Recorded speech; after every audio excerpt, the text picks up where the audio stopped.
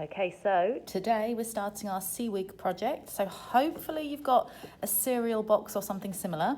The first thing to do is to actually kind of unglue the net of the box. That's what we call it when you flatten out a 3D shape. So you're going to take a little bit of time to unseal as carefully as you can without kind of tearing big chunks off.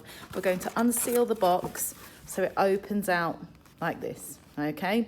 So your packet should look a bit like this. The next thing I'm going to do is I'm going to cut off some of these flaps. Now, we will save these, I think, because I think they might come in handy to make a headband for the seawig when it's completed. So, I'm going to chop these off quickly. Okay, and let's focus on this piece here. This can be our side that we use. Okay, and one more flap at the top.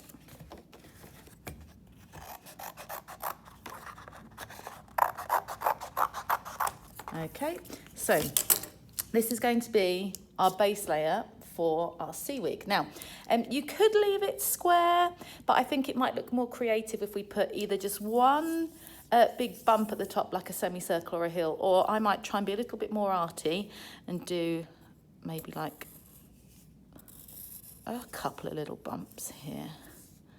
It doesn't have to be symmetrical. I wouldn't do too many bumps though, because you're going to be cutting these out. So I'm just going to follow my lines here. Try and make your seawig fill up the entire piece of card.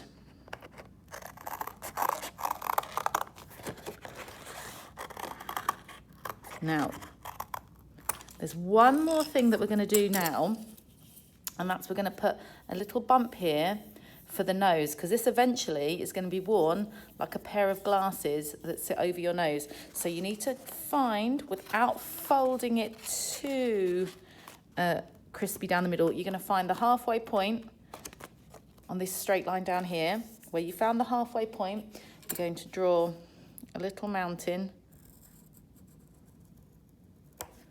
and that's where your nose is going to go eventually. Okay, so I'm just going to... Now, we can always make this hill a bit bigger when we get to the end of the project. But for now, I've just roughly guessed where that little bump for your nose might go. Right, the next step is you need a big piece of paper, big enough that will fit the seawig onto it. So my top tip is, rather than me drawing this smack in the middle and then cutting all around the edge, my tip is line your corners up and your edges up with the pre-existing corners and edges, and then that way you only have to cut along this side here. Okay, let's move this down so you can see. And this bump here and this bump here. Okay, so that's my paper outline of my seawig. So now this paper, the thicker the paper, the better, because we're going to be adding watercolours. And as I'm sure you know, when you add watercolour paints to thin paper, it can get a little bit wrinkly, and it can sometimes end up with holes in it if you scrub the paper too much and get it too wet. So if you have some nice paper that's a little bit thicker than printer paper, definitely use that rather than thin paper. And if you've got thin paper, just be careful when you're painting it. Don't scrub it so hard that you make little rips. Okay, so there we go. I've followed the template of my seawig. Here it is here. I'm now going to glue this straight on. Okay, so I'm going to cover the back in glue.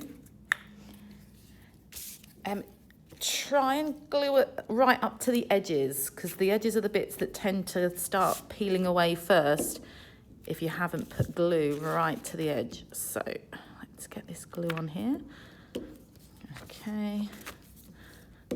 All the way to the edge. All the way to the edge here, around here. And then this central bit, you can just do a big crisscross because the edges are your most important bit. That's the bit we want to stay stuck nicely down to your backdrop. Okay, so here we go. I'm layering this on.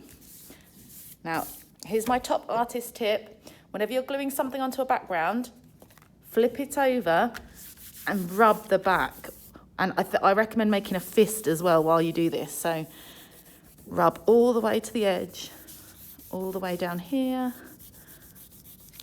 around all your edges. Remember, that's where we concentrated most of our glue. So we're trying to get a nice seal around the edges. And then in the middle, where you've got your crisscross. Okay, so here we go. We've got the first part of our project done. I also would like to see if we can start painting a background. Now, depending on how fast we make our outlines and cut out our boxes will depend on whether we get onto this step, but I'm going to demonstrate it quickly for you now.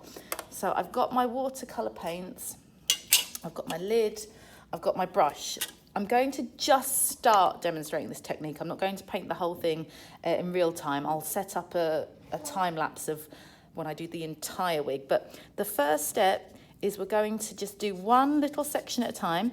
We're going to do the technique where we wet the paper, and then you're going to take some sea colours. Okay, so let's start with some blue. So I'm going to just tap my blue off here. And this is the technique we're going for. We're trying to make something that looks a bit like it could have come from under the sea. So a bit watery. So another sea colour I'm going to use is green, because you can get some green seaweed, green algae. Sometimes the water can look a bit green. So I'm tapping this here. And as I build up this technique, I'm going to start blending these colours together a little bit more. So let's do a yellow. So let's see, we've got some yellow here. Okay.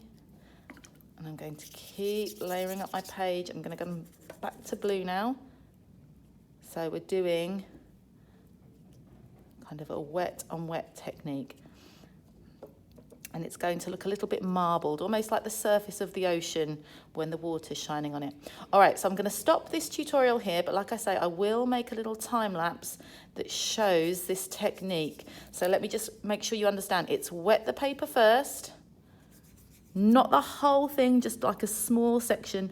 And then I would go from your blues to greens to yellow palette to make your backdrop. So you tap it on there, and then it kind of marble together. Okay, there we go.